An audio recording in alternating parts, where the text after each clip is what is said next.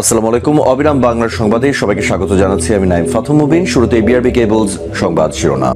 রাজনীতিতে বিএনপি পরজীবী হয়ে গেছে বললেন পররাষ্ট্রমন্ত্রী। রাজনীতিতে পরজীবী হয়ে গেছে বিএনপি। কিছু করার থাকে না, তারা হয় পরজীবী। বিএনপি এখন একটা পরজীবী রাজনৈতিক দলে রূপান্তরিত হয়েছে। এরপর থাকছে সর্বজনীন পেনশন। সেতুমন্ত্রীর সঙ্গে বৈঠক হয়নি, শিক্ষক আন্দোলন চলবে। আজ থেকে চালু হচ্ছে সর্বজনীন পেনশন স্কিম প্রত্যয়। রাষ্ট্রীয় মালিকানাধীন প্রতিষ্ঠান, সংস্থা, ব্যাংক এবং পাবলিক বিশ্ববিদ্যালয় সহ 400 সংস্থা ও প্রতিষ্ঠানের নতুন কর্মকর্তা কর্মচারীদের জন্য প্রত্যয় প্রযোজ্য হবে। সর্বশেষ জানিয়ে দেব, খালেদা জিয়ার মুক্তির দাবিতে কর্মসূচি চালিয়ে যাবে বিএনপি।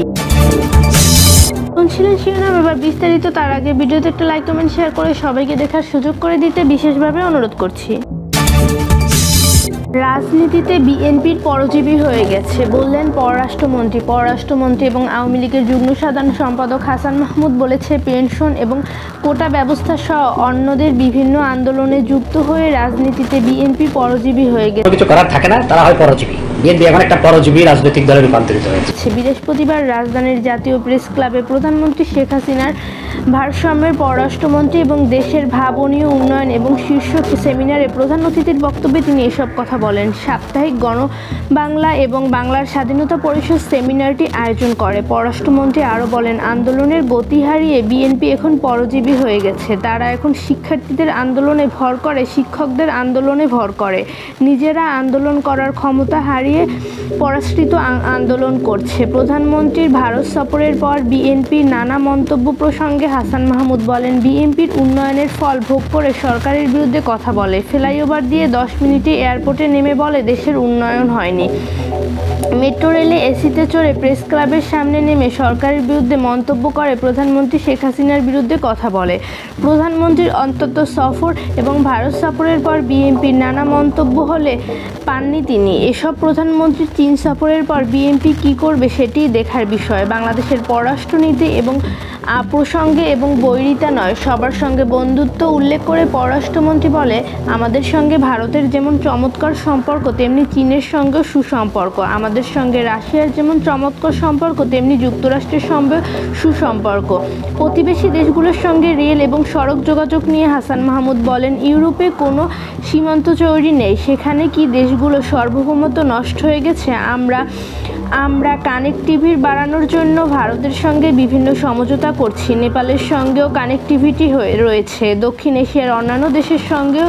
অর্থাৎ আমরা রিজনাল কানেক্টিভিটি বাড়ানোর পরিকল্পনা নিয়ে কাজ করছি। সরকারি চাকরিতে কোটা বাতিলের পরিবর্তন এবং পূর্ণ বহালের দাবিতে শিক্ষার্থীদের আন্দোলনের বিষয়ে পররাষ্ট্রমন্ত্রী বলেন, ছাত্রছাত্রীদের প্রতি সহানুভূতিশীল হয়েই সরকার কোটা ব্যবস্থা বাতিল করেছিল। যেহেতু শিক্ষামন্ত্রী সহ দায়িত্বশীলের বিষয়টি নিয়ে বৈঠকে বসতে যাচ্ছেন, আশা করি এটি সুন্দর সমাবেশ আসবে। সর্বজনীয় পেনশন। সেতুমন্ত্রীর সঙ্গে বৈঠক হয়নি, শিক্ষক আন্দোলন চলবে। দেশের পাবলিক বিশ্ববিদ্যালয়গুলোর আলোচনা স্থল নিয়ে শিক্ষক প্রতিনিধিদের সঙ্গে সড়ক পরিবহন ও সেতুমন্ত্রী এবং আওয়ামী লীগের সাধারণ সম্পাদক ওবায়দুল কাদেরের গতকাল বৃহস্পতিবার নির্ধারিত বৈঠক শেষ পর্যন্ত হয়নি। বৈঠকটি স্থগিত করার কারণ হিসেবে মন্ত্রীর রাষ্ট্রীয় কাজে ব্যস্ত থাকার কথা বলা হয়েছে। এখন ঠিক করে নাগাদ এই বৈঠক কবে হতে পারে সে ব্যাপারে সরকারের দিক থেকে সুনির্দিষ্ট কোনো সময় জানানো হয়নি শিক্ষার্থী নেতাদের। সর্বজনীয় পেনশন প্রত্যয় কর্মসূচির বিরুদ্ধে আন্দোলন থাকা পাবলিক বিশ্ববিদ্যালয়গুলোর শিক্ষক নেতারা আওয়ামী লীগ নেতা ওবায়দুল কাদেরের সঙ্গে বৈঠকের অপেক্ষায় থাকার কথা বলেছেন। তারা আশা করছেন শীঘ্রই সরকারের পর্যায়ের সঙ্গে তাদের এই বৈঠক হবে। আলোচনা করেই তারা সমাধানে যেতে চান। একই সঙ্গে দাবি আদায় বুয়েট, ঢাকা বিশ্ববিদ্যালয় সহ 39টি পাবলিক বিশ্ববিদ্যালয়ের শিক্ষক কর্মকর্তা কর্মচারীরা সর্বাত্মক কর্মবিরতি অব্যাহত রেখেছে। এতে ক্লাস পরীক্ষা হচ্ছে না। টানা 5 দিনের কর্মবিরতিতে অচল এই বিশ্ববিদ্যালয়গুলো বেশিরভাগই শিক্ষক সমিতির নেতৃত্বে রয়েছে সরকার সমর্থকেরা। বিশ্ববিদ্যালয় শিক্ষক সমিতি ফেডারেশন মহাসচিব এবং ঢাকা বিশ্ববিদ্যালয় শিক্ষক সমিতির সভাপতি মোহাম্মদ নিজামুল হক ভূঁইয়া গতকাল প্রথম আলোকে বলেন, সরকারের ভেতরে কতিপয় স্বার্থন্বেষী মহল বিশ্ববিদ্যালয় শিক্ষকদের অপমান করার জন্য পেনশনের প্রত্যয় কর্মসূচি হাজির করেছে। কিন্তু আমরা বর্তমান সরকারের পক্ষেই সবসময় কথা বলেছি। আমরা বিশ্বাস করি সরকার আলোচনার মাধ্যমে প্রত্যয় কর্মসূচির প্রজ্ঞাপন বাতিলে আমাদের দাবি মেনে নেবে। খালেদা জিয়ার মুক্তির দাবিতে কর্মসূচি চালিয়ে যাবে বিএনপি। দলের চেয়ারপারসন খালেদা জিয়ার মুক্তির দাবিতে নতুনভাবে শুরু হওয়া কর্মসূচি অব্যাহত রাখবে বিএনপি। ধারাবাহিক কর্মসূচির মাধ্যমে আন্দোলনকে নতুন রূপ দিতে চান দলটির নীতি নির্ধারকেরা। প্রথম ধাপে ঘোষিত 3 দিনের কর্মসূচি গত বুধবার শেষ হয়েছে। কর্মসূচিতে দলীয় নেতৃত্বের পাশাপাশি সাধারণ মানুষের অংশগ্রহণ এবং কৌতূহল ছিল লক্ষণীয়। এটাকে সামনে টেনে নিয়ে যেতে চান নেতারা। পরবর্তী কর্মসূচি হিসাবে গণস্বাক্ষর সংগ্রহ করা হতে পারে। সেই সঙ্গে কূটনৈতিক তৎপরতা জোরদার করতে চাইলে বিএনপি এবং হাইকমান্ডার। এর আগে এ ধরনের কর্মসূচি পালন করেছে বিএনপি। আগামী সোমবার বিএনপির সর্বোচ্চ নীতি নির্ধারণী ফোরাম জাতীয় স্থায়ী কমিটির ভার্চুয়াল বৈঠক হবে। সেখানে আলোচনার মাধ্যমে নতুন কর্মসূচির বিষয়ে সিদ্ধান্ত নেওয়া হবে বলে জানা গেছে। বিএনপির মহাসচিব মির্জা ফখরুল ইসলাম আলমগীর গতকাল বৃহস্পতিবার কালবেলাকে বলেন, গণতন্ত্রের মাতা খালেদা জিয়ার মুক্তির লক্ষ্যে যে কর্মসূচি শুরু হয়েছে তা চলবে। জনগণের আকাঙ্ক্ষা এবং পরিস্থিতি বিবেচনায় দলের স্থায়ী কমিটি আওয়ামী লীগ মিটিংয়ে নতুন কর্মসূচি ঠিক করা হবে।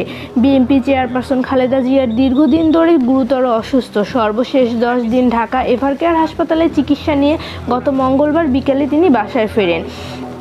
এ দফায় খালেদা জিয়ার হৃদযন্ত্রে এবং পেসমেকার বসানো হয়েছে। এ অবস্থায় তার মুক্তির দাবিতে বিএনপির নতুন কর্মসূচি দেয়। গত 29 জুন রাজধানী ঢাকার 1 জুলাই মহানগর এবং গত বুধবার জেলা পর্যায়ে পৃথকভাবে সমাবেশ করবে দলটি।